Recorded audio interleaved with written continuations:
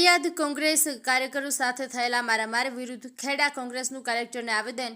ખેડા જિલ્લા કલેક્ટર કચેરી ખાતે ખેડા જિલ્લા કોંગ્રેસ સમિતિ દ્વારા એક આવેદનપત્ર આપવામાં આવ્યું છે.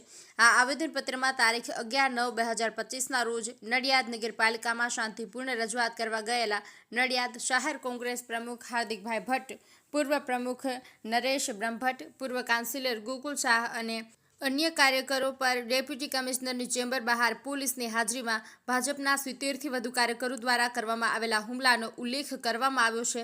આ ઘટના બાદ નડિયાદ શહેર કોંગ્રેસ પ્રમુખ અને તેમની ટીમ પર એટ્રોસિટી એક્ટ હેઠળ નડિયાદ ટાઉન પોલીસ સ્ટેશનમાં ગુનો નોંધવામાં આવ્યો છે. FIR તાત્કાલિક રદ કરવામાં આવે, બનેલી ઘટનાની નિષ્પક્ષ અને પારદર્શક તપાસ કરવામાં આવે, હુમલો કરનાર દોષિતો સામે કડક કાનૂની કાર્યવાહી કરવામાં આવે. ખેડા જિલ્લામાં કોંગ્રેસે ચેતવણી આપી છે કે જો આ મામલે યોગ્ય અને તાત્કાલિક કાર્યવાહી નહીં કરવામાં આવે તો ગાંધી ચિંધ્યા માર્ગે વિરોધ પ્રદર્શન કરવામાં આવશે. આ ઘટનાએ લોકશાહીના મૂળભૂત સિદ્ધાંતો પર ગંભીર સવાલો ઊભા કર્યા છે. આશિષ મહેતા, નડિયાદ. મારું નામ ચંદ્રશેખરસિંહ ડાભી છે. હું ખેડા જિલ્લા કોંગ્રેસ સમિતિનો પૂર્વ પ્રમુખ છું. જી, આજરોજ આપે આવેદનપત્ર આપવા માટે આપ સૌ એકઠા થયા છો. શું મુખ્ય કારણ અને શું રજૂઆત કરી? આજે કલેક્ટરશ્રીને મેં એક આવેદન આપવા ઉપસ્થિત થયા છે. એનું મેન કારણ હતું કે ગઈકાલે નડિયાદ શહેર કોંગ્રેસ સમિતિના પ્રમુખભાઈ હાર્દિકભાઈ અને એમની સાથે એમના કાર્યકર મિત્રો બધા એક રજૂઆત માટે ગયા હતા પ્રિન્સિપલ ઓફિસમાં. ડેપ્યુટી કમિશનરની હાજરીમાં એમની ચર્ચા ચાલતી હતી, રજૂઆત થતી હતી. એ દરમિયાન ભારતીય જનતા પાર્ટીના કેટલાક કાર્યકરો ત્યાં આવ્યા અને ઊંચા અવાજે બોલ્યા અને ઝઘડો કરવાની પરિસ્થિતિ ઊભી કરી દીધી. છતાંય કોંગ્રેસના કાર્યકરો શાંત રહ્યા. પણ અમારા રાજુભાઈ રબારી કરીને એક કાર્યકર છે, એમને ગમે તેમ કરીને ઉશ્કેરીને એમને પકડીને લાયા અને એમને મારવામાં આવ્યો અને ઢોર મારવામાં આવ્યો.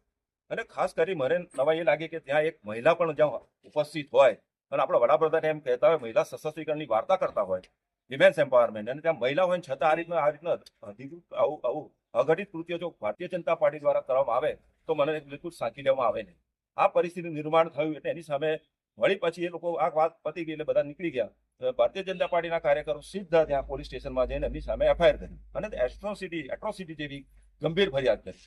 એમાં ક્યાંય કોઈનો વાંક નથી, ક્યાંય કોઈ કશું બોલ્યું નથી, છતાં પણ ખોટી રીતની આ ફરિયાદ કરવામાં આવી છે. એટલે આ ફરિયાદને અમે સામે અહીંયા કલેક્ટરશ્રીને આવેદન આપવામાં આવે છે કે આ લોકશાહીની પ્રક્રિયામાં વાત તદ્દન ખોટી છે અને આ ભારતીય જનતા પાર્ટી દ્વારા જે કૃત્ય કરવામાં આવ્યું તદ્દન ખોટું છે અને તાત્કાલિક આની સામે FIR કરી છે એનો તાબા ખેંચી લો અને ન્યાયને પ્રક્રિયાને આગળ વધારીને આ બાબતમાં આપ ભટ્ટું કરશો એવી માટે ખાસ કરીને આવ્યા છે.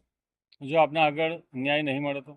અમે કલેક્ટરશ્રીને આવેદન આપ્યું છે. આપ શું છો, અમારી સાથે બધા ઉપસ્થિત છે. નટવરસિંહ બાપુ XMLA છે, ઇન્દ્રજીતભાઈ છે, દિલીપભાઈ છે, અમારા નડિયાદના વિધાનસભાના ઉમેદવાર ધુવલભાઈ છે, બધા મોટી સંખ્યામાં કાર્યકરો, તમામ તાલુકા કોંગ્રેસ સમિતિના પ્રમુખશ્રીઓ બોલશે. એમના મનમાં એક જ રંજ છે કે આ ભારતીય જનતા પાર્ટી દ્વારા જે પરિસ્થિતિનું નિર્માણ કરવામાં આવ્યું છે, આ લોકશાહી છે કે આફુશાહી ચાલે છે.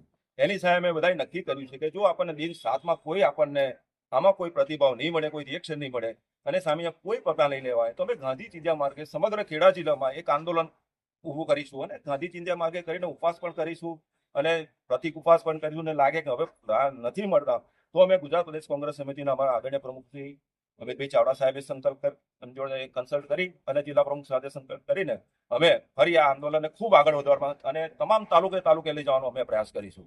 અને આ આંદોલનથી મને લાગે જનતાની ભાવનાને જગાડવાનો પ્રયત્ન કરી છે. આ ખરેખર ખોટું છે. આ જનતા માટે કરવાનું, લોકોના માટેનું કામ હતું. અને આપ સૌ જાણો છો કે આ જે રીતના પ્રોવિડન્ટ ફંડમાંથી એક પણ મોટું કૌભાંડ છે. ખરેખર નિષ્પક્ષ રીતે તપાસ થવી જોઈએ અને જેમાં જે મૂળ જે કલ્પ્રિટ છે, જે ગુનેગાર છે, એમને પકડીને સજા થવી અને આમાં પણ જેમની સામે FIR જેમણે ખોટી કરી છે એમને પણ પકડીને ભારતીય જનતા પાર્ટીના જે બી કાર્યકર હોય આ લોકશાહી પરિક્રમામાં દરેક એક ખોટું કરી શકે જ નહીં તો એનો મેસેજ તમામ જનતામાં ખોટો થઈ જાય. હજુ નડિયાદમાં કોર્પોરેશન થઈ જાય, હજુ ચૂંટણી નથી આવી, હજુ ડેપ્યુટી કમિશનર ઇન્ચાર્જમાં છે, કમિશનર ઇન્ચાર્જમાં છે કે ચૂંટણી આવશે, છતાં જો આ પરિસ્થિતિ છે અને જ્યારે ક્યાંક પરિસ્થિતિ હજુ ચૂંટણી આવશે તો શું થશે? લોકો ક્યાં જશે? કેવી રીતે રજૂઆત કરશે? જો એક રાજકીય પક્ષ છે, 140 વર્ષ જૂનો કોંગ્રેસ પક્ષ છે અને એના કાર્યકરો આ રીતના જે રીતના વર્તન થઈ રહ્યું હોય તો મને લાગે કે આ મેસેજ ભારતીય જનતા પાર્ટી પણ સારો નથી, લોકો માટે પણ સારો નથી અને લોકશાહી માટે પણ સારો નથી. આ એક પ્રકારની આફુશાહી છે.